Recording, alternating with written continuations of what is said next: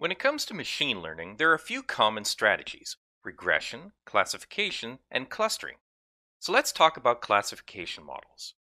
First, it's important to note that classification models are supervised machine learning techniques. The goal of a classification model is to predict the class of the items in the given input dataset. So, for example, you can classify what sort of fruit is in a picture, or you can classify whether a patient is diabetic or not. And since this is supervised machine learning, it means that we train classification models with features and known labels. So, for example, we'd train a classification model to predict whether patients are diabetic by feeding in tons of data that shows the model characteristics of patients that we already know are or aren't diabetic. Now, once a model is trained, then we can use a trained classification model to predict labels for datasets that don't have the answers in them.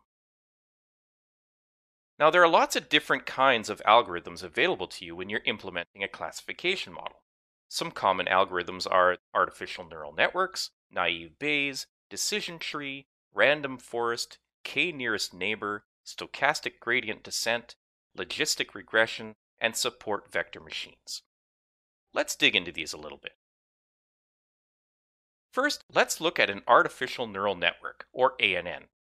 ANNs, usually just called neural networks, are effectively a collection of connected units, or neurons, that each take inputs and produce an output. Now, each neuron receives signals, like numbers, and then computes some nonlinear function to produce an output. Now, each neuron carries a certain weight, which can be adjusted based on learnings. Regardless, each of the neurons are then arranged in a sort of network composed of various layers. Now, as signals are fed into the neural network, they flow through the appropriate neurons at each layer, ultimately produce an output. In reality, a neural network is generally a composition of multiple other types of algorithms. Next, we have decision trees. A decision tree algorithm is pretty easy to wrap your head around. Each data point in an input dataset is analyzed individually, and depending on the characteristics of that data point, you reach a conclusion at the bottom of the tree. So take this image for example. Our data point carries information about somebody's day. The decision tree helps us predict whether the person should get up or stay in bed. The tree itself was built by evaluating what other people generally did in these conditions. So if our fictional person's day suggests that it's a weekday and it's after 7 a.m., then our prediction would be that this person should get out of bed. Another common algorithm is the k-nearest neighbor, or KNN. With this algorithm, the features of the dataset are plotted on an XY chart. To start, a single data point is selected. In our image, that data point is the one with the question mark.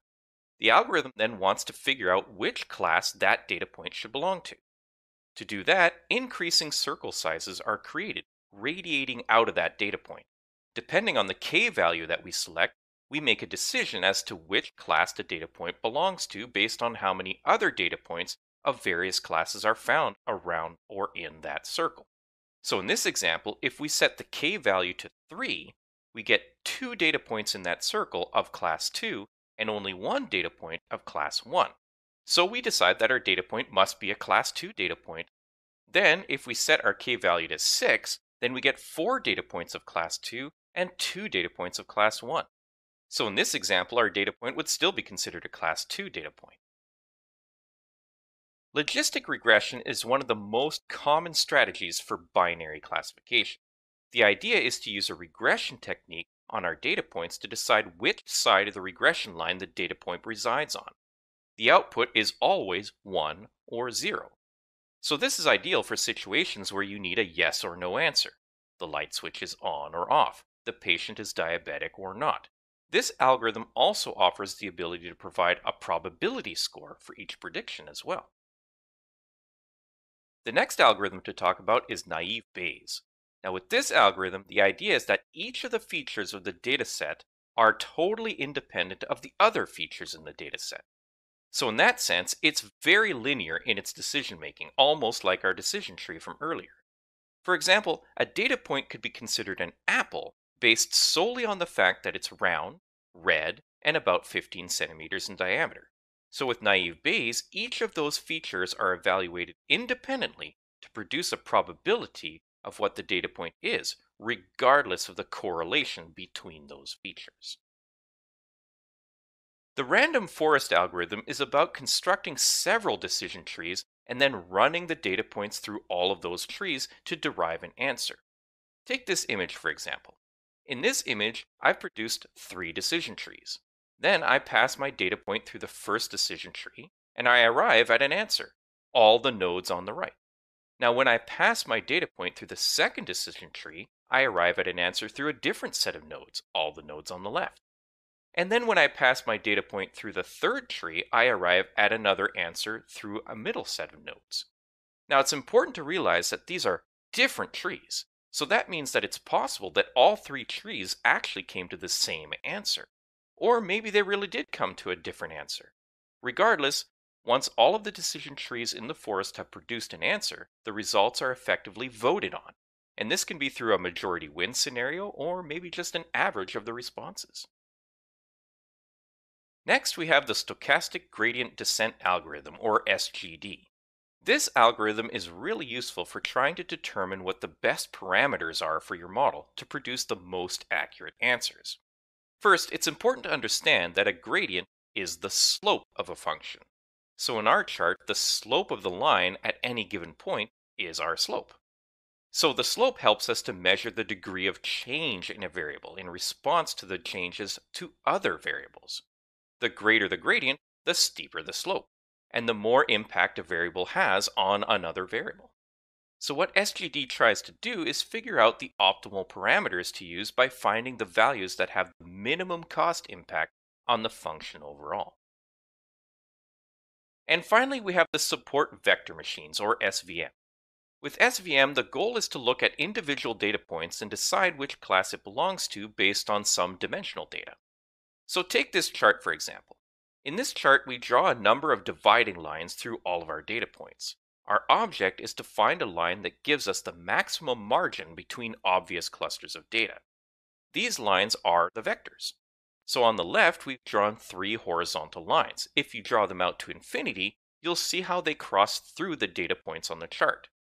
The bottom line doesn't separate the data very well.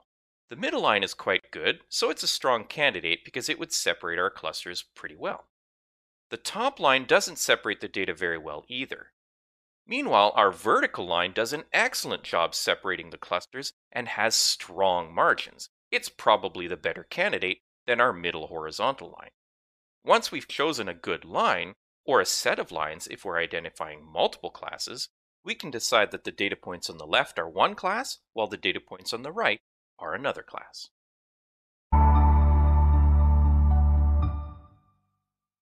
So how would someone go about creating and training a classification model anyway? Well, the first thing you need to do is create a reference to a dataset. Now, data is the lifeblood of any model, so it's imperative that you get yourself a dataset of good quality. Now, the next thing you need to do is create a pipeline. A pipeline is where all the magic happens. It's where all the steps are defined, configured, and operated against. A pipeline is basically the recipe for your model. Now, in that pipeline, you're going to reference your data, but data is not always great out of the gate. So we can apply all sorts of transformations to the data to get it to a state that the model trainer requires. Now, once you have your data where it needs to be and you've configured your model training like you want it, that's when you'd finally execute your pipeline. That'll actually train your model based on the data that came in. Now, once the pipeline is run, Azure lets you inspect the data that was generated at each step of the pipeline. So you can inspect the input data, the transform data, and of course, the output data. So let's talk about each of these steps in a bit more detail. The first thing you need to do when creating a model is create a dataset. It's the most important thing that you'll do. The good news is that it's super simple to do that using Azure's Machine Learning Studio. Now, with ML Studio, you can just flip over to the Datasets feature and create a reference to your dataset. And there's lots of ways to create that reference. You can upload a dataset from a set of files. You can reference a blob storage or some storage account table. You can reference an online dataset. You can even reference an open dataset. A really common example of an open dataset is something like weather information. Now, once you have a dataset defined, you can now make that accessible to everyone on your team. and that allows people to come in and view that data using the Explore feature in the dataset's view. Now, once you have your pipelines built, you can view the data from there too. And speaking of pipelines, that's the next thing we'll do once we have the data: create a pipeline. Now, as I said before, pipelines are where the magic happens. A pipeline defines all the steps and the various operations that you'll perform when you set about training a model. Now, to create a pipeline, you'll use a bunch of modules to specify what those operations are. So that can include data manipulation, custom code modules, testing, scoring, evaluation, and of course, the actual algorithm that you'll use. So for a classification pipeline, you'd naturally pick algorithms that would suit that particular pipeline type. Now, in order to train a model or execute a model, you need data, always. So virtually 100% of the time, the first step in a pipeline is the acquisition of that data. Now, the data can be a reference to an open dataset, as we said before, a reference to a cloud data store, or it can even be manually fed in by a user. Wherever it comes from, data is paramount, so it'll always be the first thing that you want to make sure you have. Which leads quite nicely to the next thing you do. Once you have data, you generally need to consider cleansing the data, or to put it in more appropriate terms, you need to transform the data. Now, data transformation is used to prepare the data for the processing of model consumption. The idea is that you want to address any issues with that data before it's used. So, for example, let's say you explored the dataset like I mentioned previously, and while you were browsing the data, you noticed invalid columns, missing data, and wildly different scales of data values that you would consider to be equally important. Well, with data transformation modules, you can take the input dataset, remove undesired columns, remove undesired rows, and normalize certain columns to the same scale to reduce bias during training. Now, there are lots of different transformation modules that you can use. The worst case scenario is that you can use a custom code module to adjust the input data to exactly the format you require, so it's really quite flexible. So once you've got your pipeline to where you want it to be, the next thing you do is actually execute the pipeline. Executing the pipeline means that all the modules you chain together in the pipeline will be executed in the order you prescribed, and the outputs will be generated based on the provided inputs. So the first thing that's done is that the connected input dataset is retrieved from whatever source it is, and once the data is collected, whatever transformation modules were defined are then run in order. So in my previous example, that could be modules that remove unwanted columns, remove or adjust unwanted rows, and finally normalize some important columns to the same scale. Now, once the data is in the state where you need it, the rest of the pipeline executes. At that point, you need to just wait for it to complete. Now, the rest of the pipeline could be the actual model training, but it doesn't have to be. Sometimes people create pipelines that are just data cleansing. Then the pipeline just becomes the data input to actual training pipelines. Now, that can be very handy if you always have the same batch of operations that you perform before your various model training pipelines. It means that you won't be repeating yourself by always putting the same batch of modules in every pipeline. Now, regardless, once the pipeline has executed completely, you're now free to explore the results. Now, each module that touches data will give you the ability to examine the data that it produced. So our input dataset can be explored in its raw state, but then the output of each transformation module can be explored too. So going back to my example, that means that we can see the dataset after it's had a column removed, then that dataset after it's had rows removed, and then that dataset after it's had a bunch of data normalized by the same scale. Of course, it also goes without saying that you can also view the output of the trained model. So if you have scoring and evaluation modules, each of those will also have a dataset that can be explored. So how do you do that? How do you explore a dataset? Well, with Azure ML Studio, each module offers you two methods to get to the Data Explorer. First, you can select the module, and a panel will appear with the dataset in it. That dataset includes a button that allows you to click and visualize the data. Or easier still, you can right-click on the module and select to visualize the data right from there. The visualizer always pops up in a dialog that allows you to see the dataset itself, as well as little histograms for every column of data. And we'll see that a little bit later in this course. When it comes to classification models, our prediction, or our output, is a discrete class. That means that it is a specific result versus a numeric one. When it comes to binary classifications, meaning the prediction will be 1 or 0, or true or false, there are 4 possible categories that our prediction can land in. Once a prediction is made, it can be considered a true positive, and that means that the prediction and the actual agree on the positive result. A prediction could also be a false positive, and that happens when the prediction came to a positive result, but the actual data suggested it should have been negative. Then you have a true negative result, and that means that the prediction and the actual agree on a negative result. And finally, there's the false negative, and that happens when the prediction came to a negative result, but the actual data suggests that it should have been positive. Now, like most models, classification models also produce metrics that can help us to determine the validity of our trained model. Let's start by talking about the primary metrics for classification evaluation. First, we have accuracy. That's pretty straightforward. Accuracy is basically just a ratio that tells us how often our prediction was right when we compared it to some testing data. Accuracy is a very important metric, but we shouldn't rely on it completely. Why?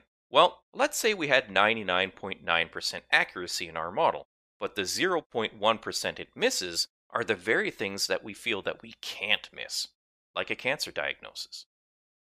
That's why we have other metrics, like precision, for example. Precision is the ratio of true positives divided by all the positive results. Now, what does that tell us? Well, precision can tell us what the cost of a false positive is. For example, if I incorrectly identify an email as spam, that's a false positive, and now the user has missed a potentially important message. Now, similar to precision is recall. Recall is the ratio of true positives divided by the true positives and the false negatives. So what does that tell us? Well, recall can tell us what the cost of a false negative is. For example, if a patient is given a clean bill of health when they're actually sick, that can result in disaster for that patient. Now, beyond the primary evaluation metrics, there are lots of other common evaluation metrics. For example, logarithmic loss, or log loss, works by identifying and penalizing incorrect classifications. It works particularly well for multi-class classifications. The idea revolves around providing the probability that the classification is correct and then calculating the loss. The goal is to minimize the loss value. In other words, a value closer to 0 means less loss and thus a better model. A confusion matrix helps us to evaluate our predicted classes versus our actual. It's usually rendered as a simple chart that shows a count of matches between predicted and actuals by class. So let's say we had that simple binary classifier that predicted 1s and 0s. The confusion matrix would have 4 quadrants, one for where both predictions and actuals are true, and one where they're both false, and then one for each of the mismatches. Then each quadrant would include a count. Now the goal is to have the matches be the highest counts because that suggests that our model is most accurate. Next, we have the area under the curve, or AUC. AUC is pretty widely used with binary classifications. AUC is effectively the probability that the model will rank a positive data point higher than a negative data point.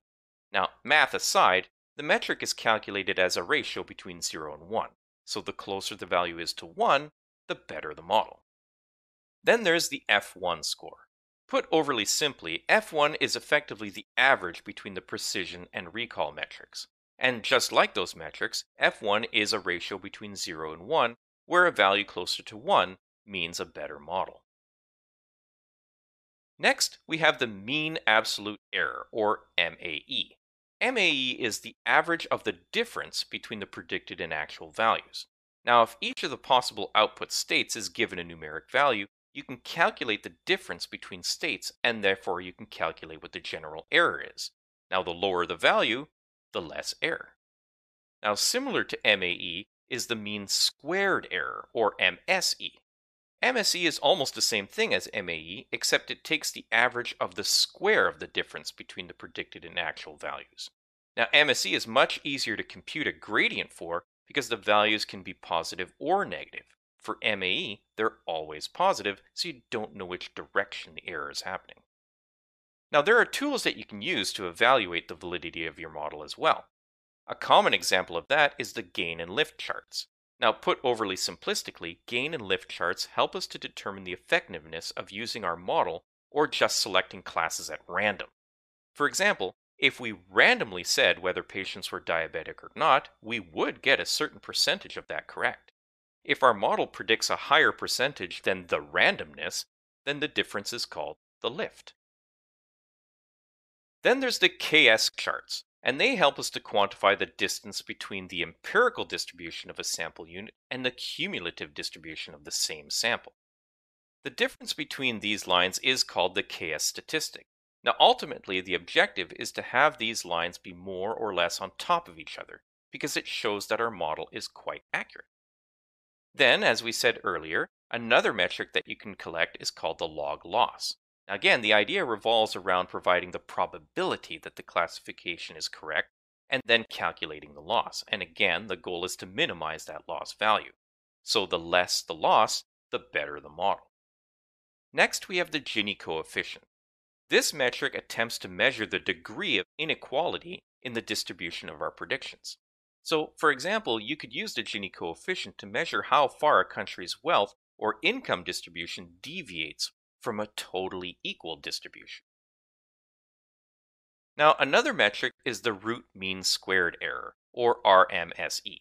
RMSE is another metric that calculates the error between predictions and actuals. If your model is accurate, you'll have the minimum amount of error, so a value closer to 0 is best. RMSE is essentially the standard deviation of the errors. The errors are actually calculated based on their distance from a regression line. What RMSE really tells us is how concentrated our predictions are around the line of best fit that was calculated for our dataset. And finally, there's the concordant-discordant ratio. Concordance and discordance are used to describe the relationship between the pairs of observations. The determination of whether a pair is concordant or discordant is done by comparing the observed classifications. If the direction of the classification is the same, the pairs are considered to be concordant. Oh man, but what the heck does all that mean? So take for example a group of people that play darts. You could ask them to rank their skill level as beginner, intermediate, and expert. And then at the same time, you could gauge their accuracy at throwing darts and rank those results as low, medium, and high. So naturally, you'd expect someone who identified as an expert to have high accuracy. If the data supports that, then the pair would be considered concordant. But meanwhile, if you saw that a beginner had high accuracy, well, that would be discordant. So a good model would have a high concordance ratio. In this demo, we're going to create a pipeline in Azure ML Studio to prepare a dataset to be used in a classification pipeline. To do that, we're going to create a new pipeline through the designer, and then we'll add and configure certain modules to bring a dataset and cleanse its contents. We'll know it's working if we can execute the pipeline and inspect the data. First, we need to access the ML Studio from our browser. When we create a classification model, our objective is to analyze data and apply a label or a classification to the data points in that dataset. So the first thing we're going to need is a dataset.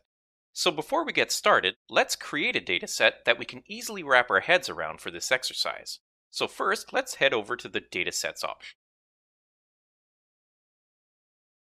Good. Now let's click the Create Dataset button and select the From Web Files option. Good. So what we're going to do here is we're going to bring in a sample dataset from Microsoft that contains a bunch of information about patients that have been tested for diabetes. In the web URL field, let's type the following: https://aka.ms/diabetes-data. Perfect. Now let's name our dataset. I'm going to call mine diabetes-data. And now we'll click Next. Sweet. Now we see a preview of the dataset. But we don't want the headers to be seen as an actual row of data. So in the column headers section, let's choose the Use Headers from First File option. And now we can click Next. Awesome, and now we can click Next again, and now Create. Good, so now we have a data set that includes a bunch of information about diabetes patients. So let's park that idea for now. What we really want to do here is we want to author a new pipeline and play around with some modules and how they connect to each other. To do that, we need to access the Designer section from the left-hand menu, so let's do that. Now, the Designer screen shows us a list of all the pipeline drafts that we already have. In fact, that's what the Designer is doing. It's giving us the ability to manipulate pipelines and how they run. So what we want to do here is we want to create our own new pipeline. To do that, we can simply click on the giant plus button at the top of the screen, and this will bring us to a brand new pipeline, all empty. So let's do that.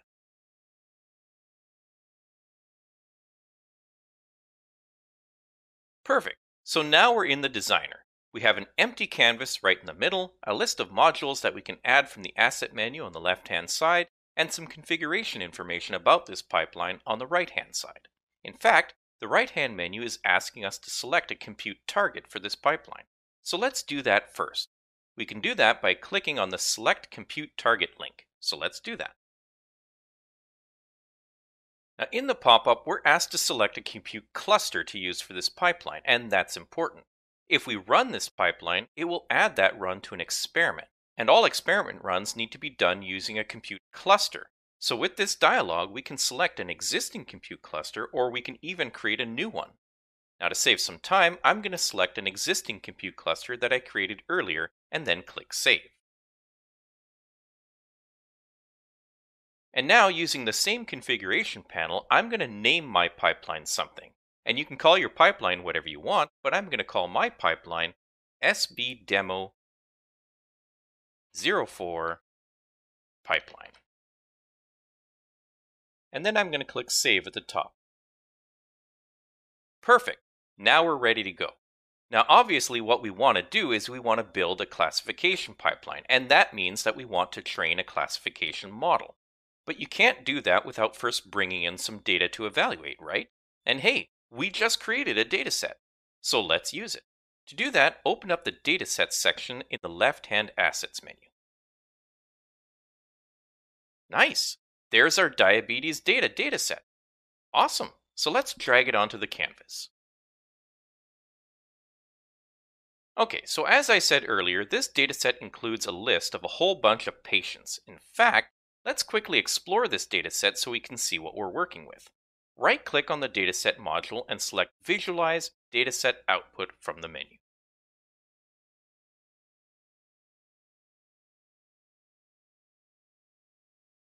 Now, in the pop-up, notice that there are 10,000 rows. That's a great number of values to use for training. The dataset includes all sorts of information about a whole group of patients. Now, this includes things like glucose, blood pressure, BMI, and so on. This is a pretty varied list of patients and data, but all of it is important when you're evaluating whether someone has diabetes. Now, you can scroll through this data, but you'll see that some data is at all different scales. Now, why is that important? Well, the classification pipeline we're going to run is going to try to predict whether a patient is diabetic, and it's going to use all of this data to try to build an algorithm that can do that. If the data is at some different scales than others, then that might introduce some bias in the result. So we have to cleanse the data before we can use it. So let's do that. First, let's close this pop-up. Okay, so in order to cleanse the dataset, we need what's called a transformation. And there are lots of different kinds of transformers. But for our purposes, we're going to keep it to just one. The transformation that we're going to perform is called normalization. So remember how I said that some of the data had totally different scales? Well, if some data has huge numbers and some has really small numbers, a model might apply some unfair bias to the bigger numbers because they sway so much more than the smaller values. Now you know these values are of equal importance, so what we want to do is equalize them, or more accurately, we want to normalize them. So to do that, let's find the Normalize Data module in the left-hand panel and drag it onto the canvas.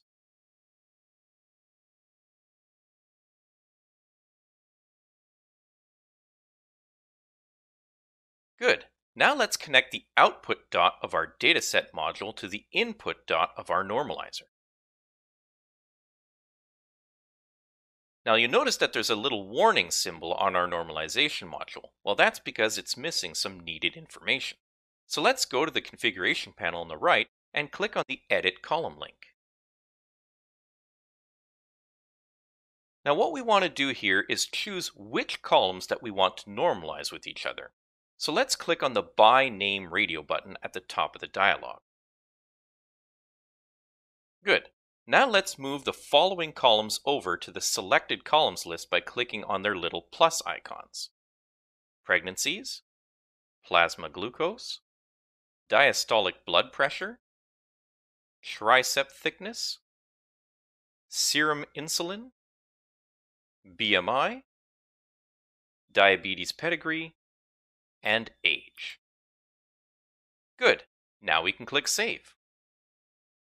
Alright, next we want to configure how the normalization is done. So in the configuration panel on the right, let's choose min-max as the transformation method. Perfect. So at this point, we've got a data set, we've added it to a pipeline, and now we've cleansed it using a normalization transformer. So let's see it in action before we start using it for our eventual classification model.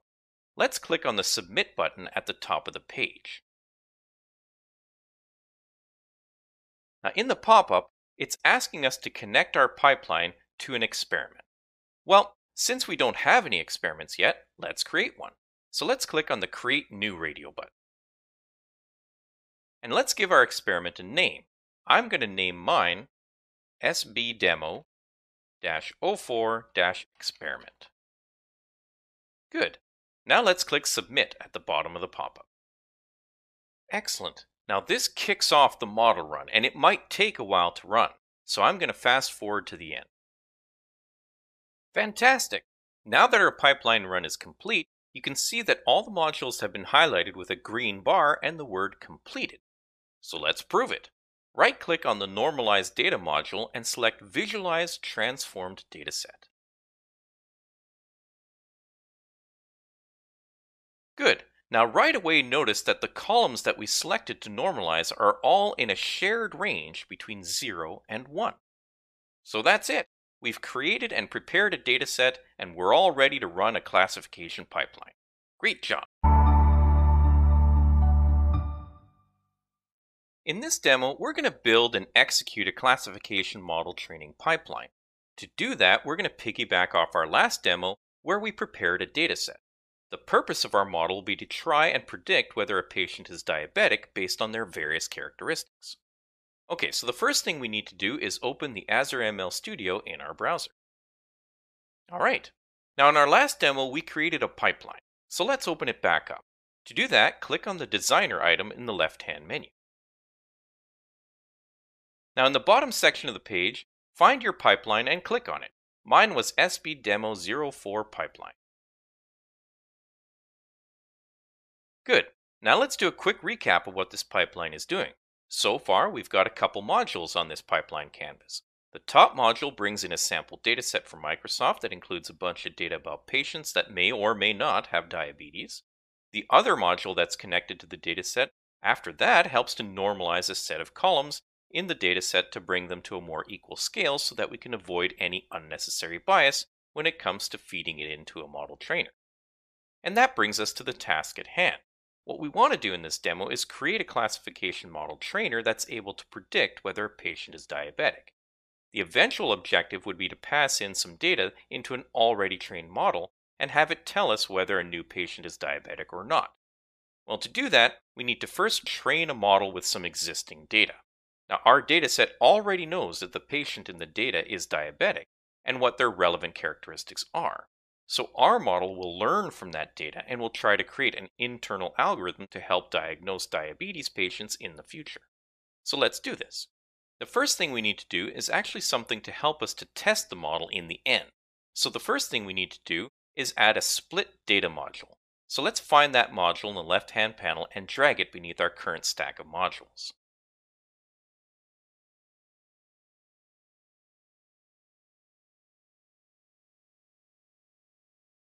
Good.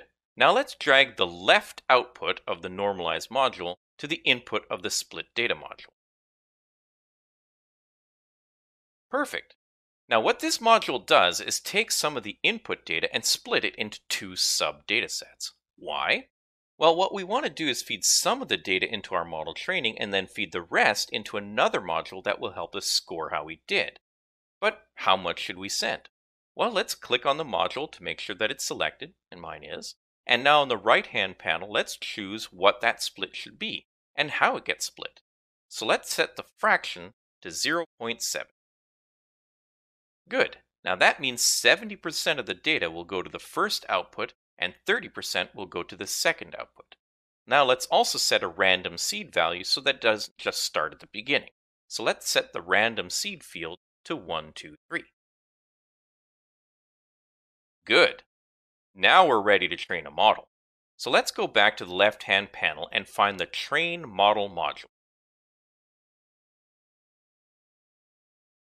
And now let's drag it onto the canvas below our split data module, but slightly to the left. Good, now let's connect the left output of the split data module to the right input of the train model module. Now what this does is feed 70% of our dataset into the dataset input of the model trainer. Now you notice that there's a little warning icon on our new module, and that's because it's not totally set up yet. So let's click on the new module to make sure it's selected, and mine is. And now on the right-hand panel, let's click on the Edit Column link. Now remember, what we want is for the model trainer to predict whether a patient is diabetic. Well, we need to tell it to do that. So in the Column Names field, select the Diabetic field, and then click Save.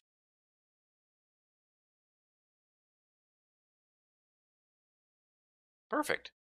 Now we're set up to predict whether a patient is diabetic, right? Well, not exactly. You see, what we've done here is we've told the model trainer what to predict, but we haven't told it how to predict it. To do that, we need to add an algorithm. Now, classification models are great for training discrete outputs, meaning there's a known output state that the data will be in. In our case, the patient will be a diabetic or not. Now, there's lots of algorithms that you can use, but for our purposes, we'll use a simple algorithm. Let's use the two-class Logistic Regression algorithm. So back in the left-hand panel, let's find the two-class Logistic Regression.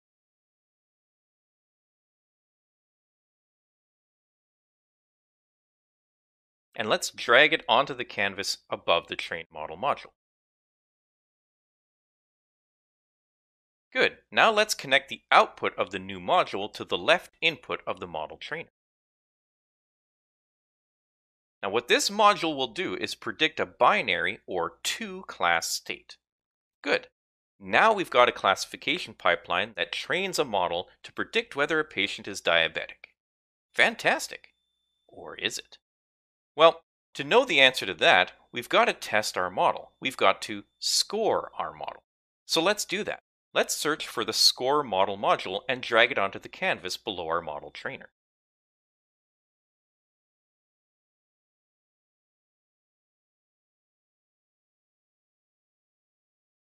Good. Now let's connect the model trainer output to the left input of our new module.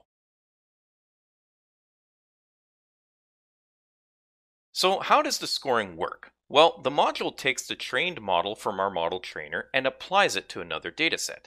The inputs dataset should already have the right answer in it.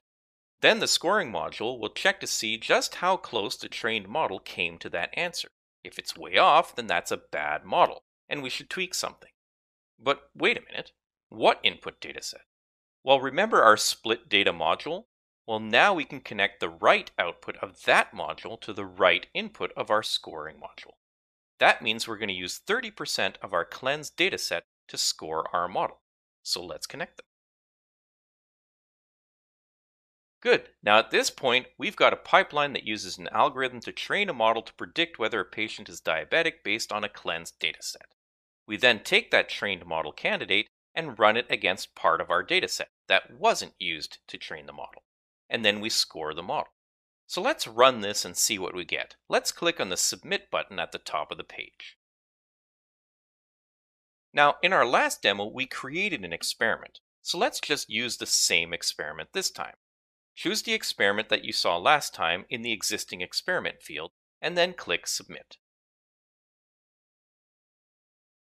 Perfect. So our pipeline is running. Now the process can take some time, so I'm going to fast forward to the end of the run. Excellent. Now our pipeline has finished executing. So let's select the score model module, which I have, and now notice that there's an Outputs and Logs tab in the right-hand panel. So if it's not selected, click on it now. Now right at the top in the Data Output section, there's now a scored dataset object. And on that object, there's a Visualize icon. So let's click on that so that we can see the results of the model scoring.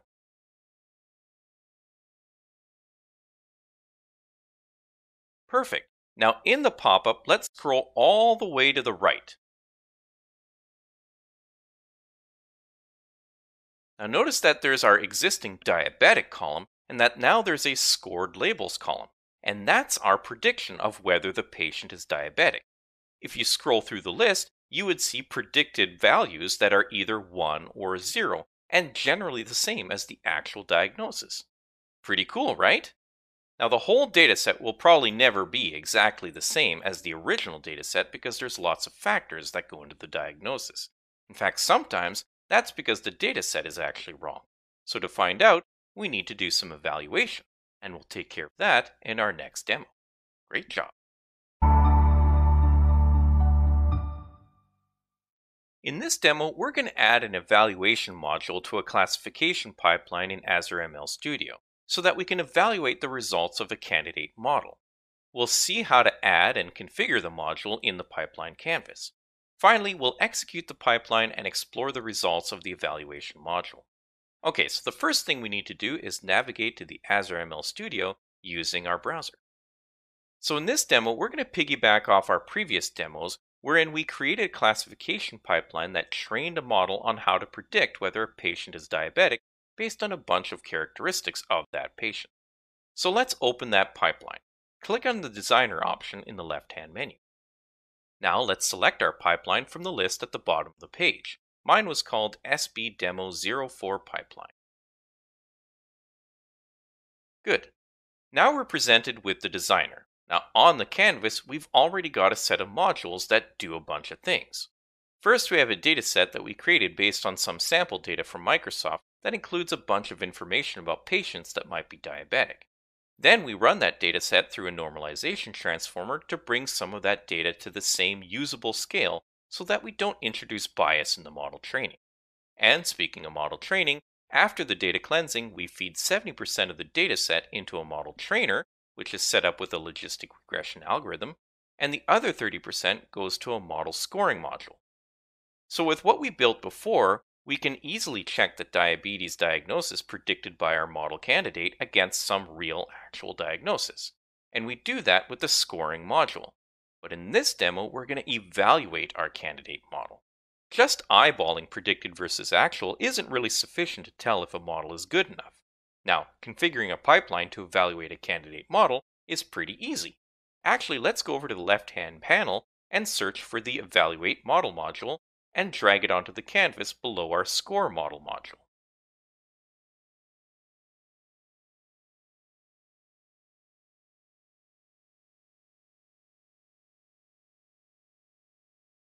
Now let's connect the output from the Score Model module to the left input of our new module. Perfect. That's it. Now let's run the pipeline by clicking on the Submit button at the top of the page. Now, in our last couple of demos, we attached our pipeline to a particular experiment. So let's do that again. Let's select the same experiment we've been using. For me, I'll choose the SB-Demo-04 experiment. And then we can click on Submit. Okay, so as usual, the pipeline may take a while to execute, so I'm going to fast forward to when it finishes. Perfect. Our model has executed successfully. Now let's explore the evaluation results. Click on the Evaluate Model module if you haven't already, and select the Outputs and Logs tab if you haven't already. Now notice that there's an evaluation results dataset at the top of the tab. So let's click on the Visualize icon to explore the results. Good. Now we're seeing a number of interesting statistics in this pop-up. First, we have the confusion matrix. This is a little chart that shows predictions versus the actuals, and the value counts for each possible class. For a binary classification model like what we've built here, you're predicting one of two possible states. So the confusion matrix is a 2x2 grid showing the predicted and actual value counts for classes 0, not diabetic, and 1, diabetic. Then we have accuracy. This is a ratio of correct predictions, or at least the ones that matched our input dataset, versus the total number of predictions. In other words, what ratio of predictions did the model get right? Next is precision. Now this is the ratio of positive predictions that matched the input dataset divided by the number of all the positive predictions. In other words, out of all the patients that the model predicted as having diabetes, how many are actually diabetic? Now another metric is recall.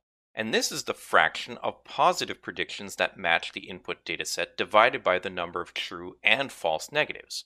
In other words, out of all the patients who actually have diabetes, how many did the model identify? And finally, we have F1 score. Now this is an overall metric that essentially combines precision and recall.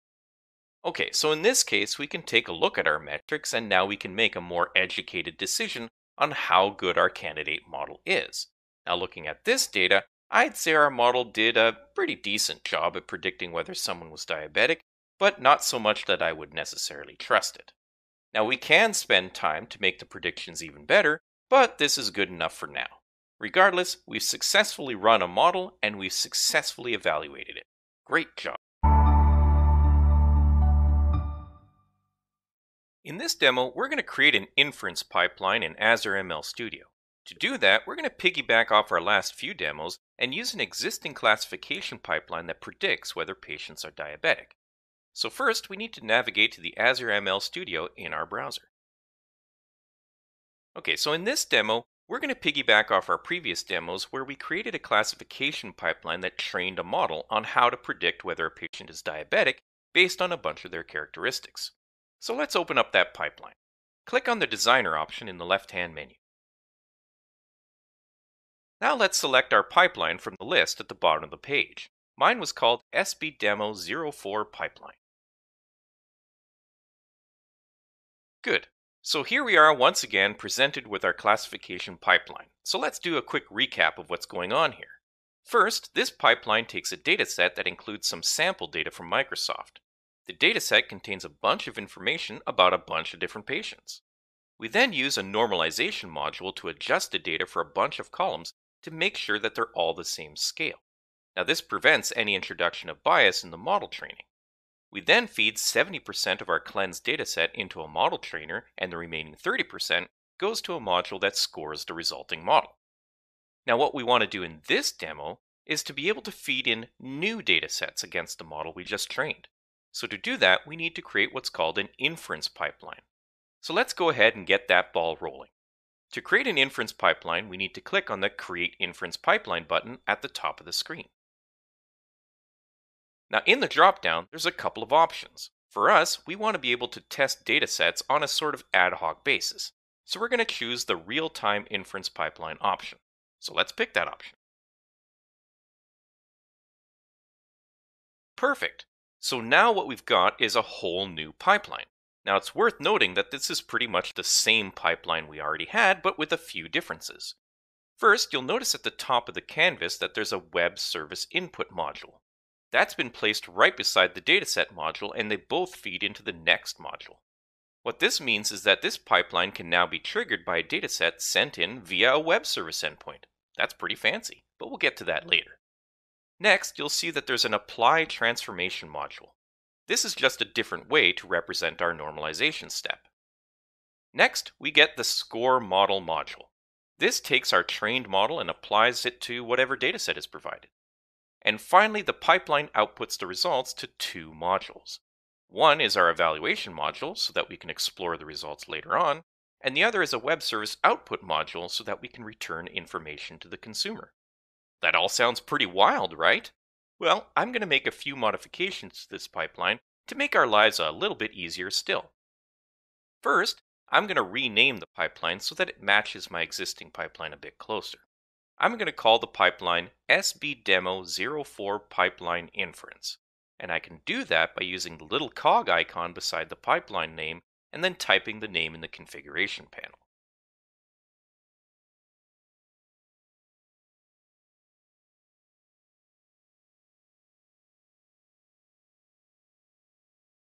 And I'm also going to confirm that the compute target is configured properly, which it is.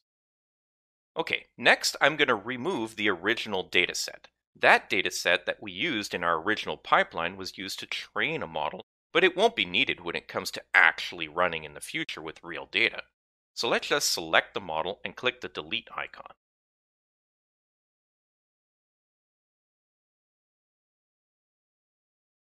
Now what I want to do is I want the ability to run this manually and be able to provide data on the fly. So to do that, I want to add a module for manual data entry. So let's search for the Enter Data Manually module and drag it onto the canvas where the original dataset was.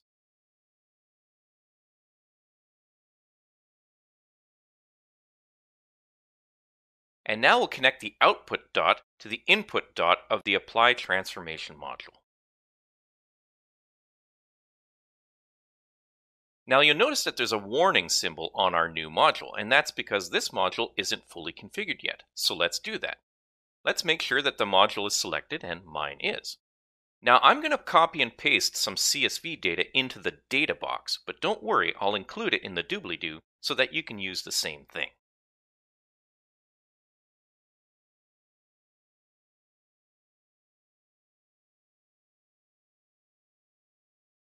Good.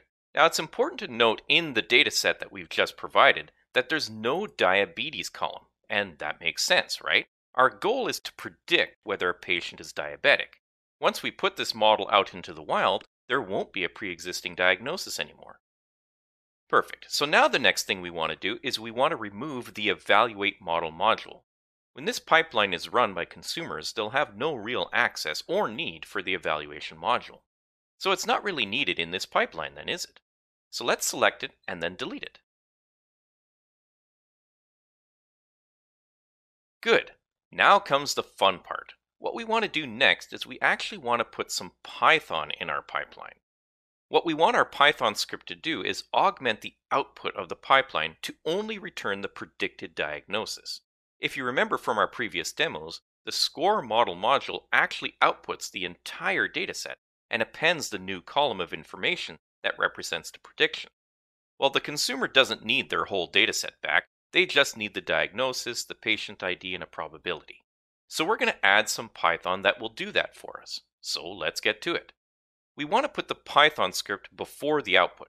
So that means that we've got to delete the existing connection between the score model module and the web service output module. So let's do that by clicking on the line and selecting the delete button. Now let's move the web service output module downwards to make room.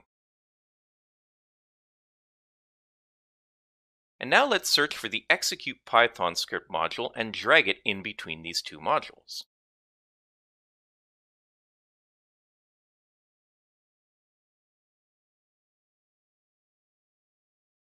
Good. Now let's connect the output of the score model module to the left input of the Python module. Excellent. And now let's connect the left output of the Python module to the input of the web service module. Perfect. Now we have a module that's capable of executing Python against the data coming out of our scoring module. But what we want to do now is we want to set what that Python is. So let's click on the Python module to make sure that it's selected, and mine is. And now let's click on the Edit Code button so that we can see the code a little bit better. Good. Now I'm going to paste some code in here and then we can talk about what it does. And once again, don't worry, I'll provide the code in the doobly-doo so that you can use it too.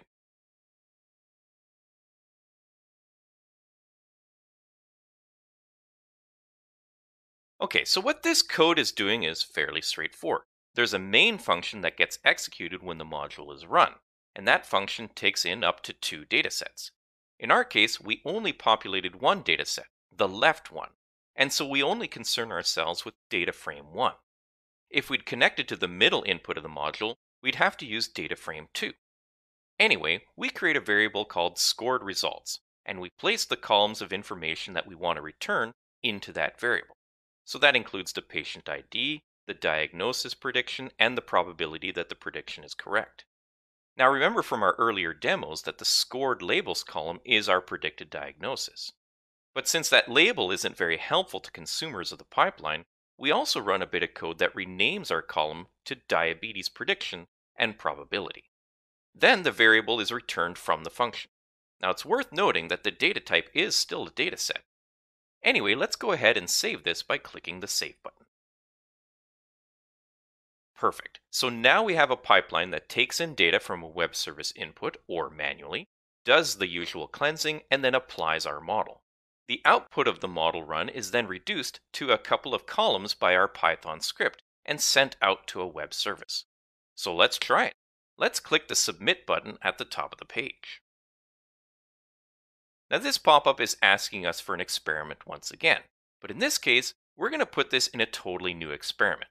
So let's click on the Create New Radio button.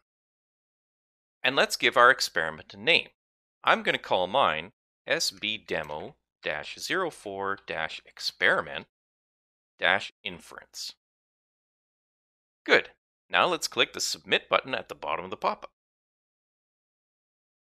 Okay, so as usual, the pipeline may take a while to execute, so I'm going to fast forward to when it finishes. Perfect. So our pipeline executed. So let's go look at the results. We can do that by looking at the output of the Python module, so make sure that it's selected and then go over to the Outputs tab. So now let's view the dataset it created, but notice that there are 2 output datasets. And remember that there are 2 input datasets, so you can flow those through. In our case, we manipulated the first dataset, so we want to look at the result dataset versus the result dataset 2 dataset.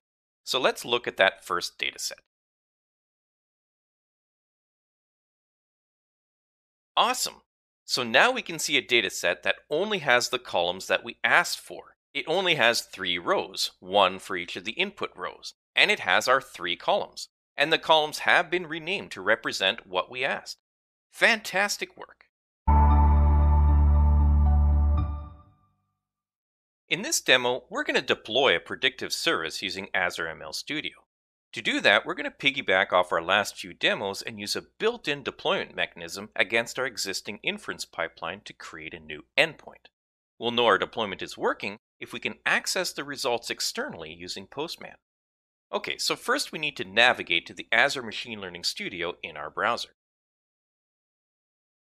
So in this demo, we're going to piggyback off our previous demo where we created an inference pipeline based on our classification pipeline training that we did in demos previous to that.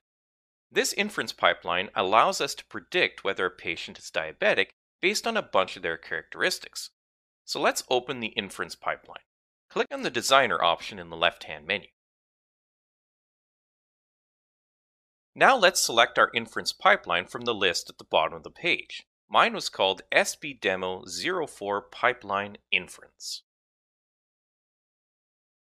Good. So here we are once again presented with our classification pipeline, and let's do one last recap of what we did here. First, the pipeline takes a dataset as its input, and this can be manual or from a web endpoint. More on that later. The dataset is expected to contain a bunch of information about patients that may or may not have diabetes. We then use a normalization module to transform the dataset to something we can use.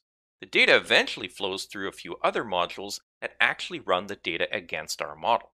The output from the model run is then transformed again using some custom Python that reduces the data to just a certain set of columns that we care about.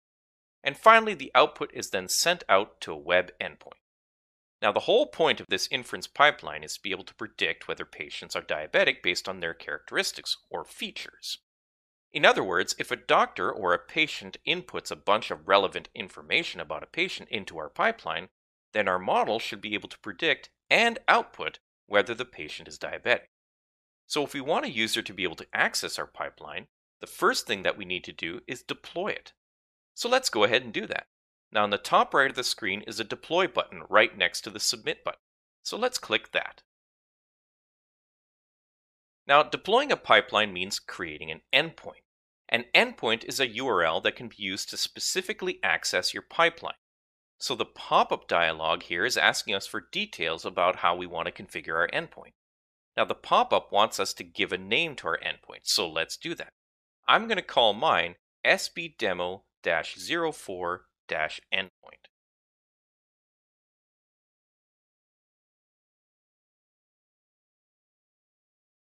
Next is a description, and this can be useful for Swagger information, and I would generally recommend setting this value, but in this case I'm going to leave that blank.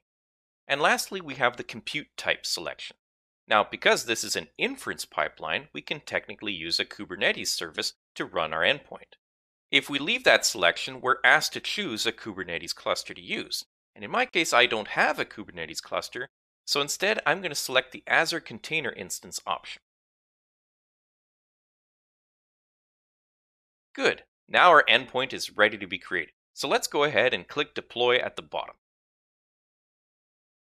Now, the endpoint creation process may take a moment, so I'm going to fast forward a bit here. Good. Now at this point, our endpoint exists. Or does it? Let's prove it. To do that, we're going to use Postman to submit a new dataset to our deployed endpoint and see what it tells us. Now, in order to do that, we'll need some information about our endpoint. So let's click on the Endpoints item in the left-hand menu. Good. Now let's find our new endpoint and click on it to access its details. Perfect. Now, when a consumer wants to talk to an endpoint, they require two bits of information, the URL and a key. Both those bits of information can be found in the Consume tab.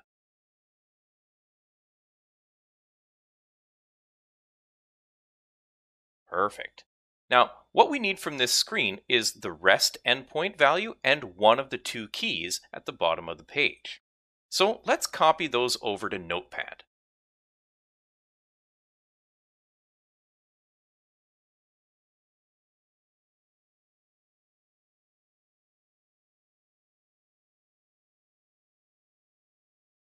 Great. Now what we want to do is actually interact with our pipeline via this endpoint. So to do that, we're going to open up Postman. Now if you don't have Postman, you can get it for free at postman.com. Now Postman provides an interface for interacting with any web endpoint. So what I'm going to do here is bring in a request that I've already prepared, but don't worry, I'll provide that request in the doobly-doo so that you can copy it too. So first I'm going to select to import a file using the Import button at the top of the screen. Now I'm going to browse for my file by clicking on the Upload Files button in the middle of the pop-up.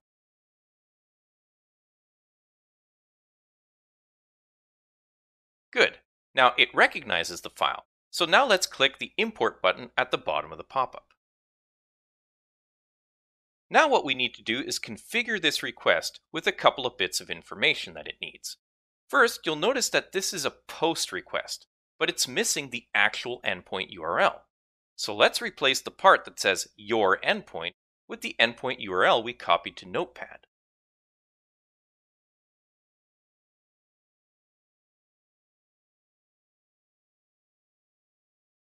Good. Now let's click on the Headers tab below the request URL. Now notice that there's an authorization header. In that header, the value includes a piece of text called Your Key. So let's replace that value with the key that we copied over to Notepad.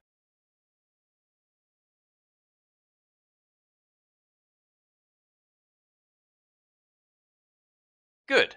Now before we do anything else, let's quickly take a look at the body of this request. We can do that by clicking on the Body tab below the request URL.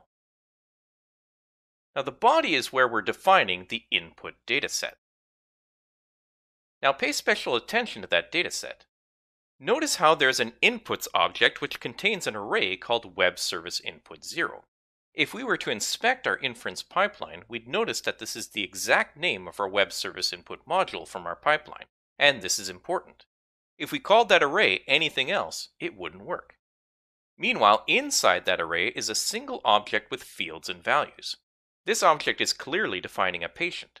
The fields match the dataset that's expected as the input dataset. If it didn't match, there'd likely be issues, or maybe the model wouldn't provide any results because the row would be removed entirely. Now, this is a demo after all. Real code would protect against bad input. Alright, now let's go ahead and execute the request and see what happens. We can do that by clicking on the Send button in the top right of Postman.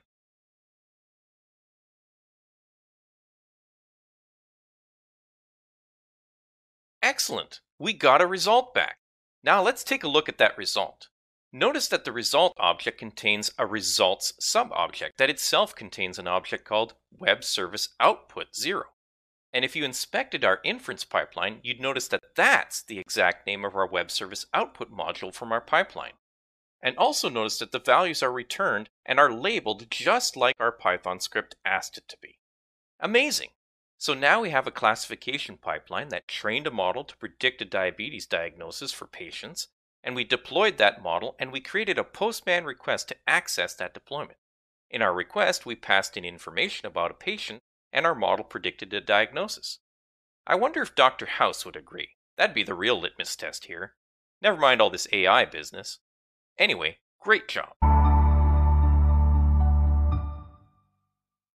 So in this course, we've examined Azure machine learning classification models.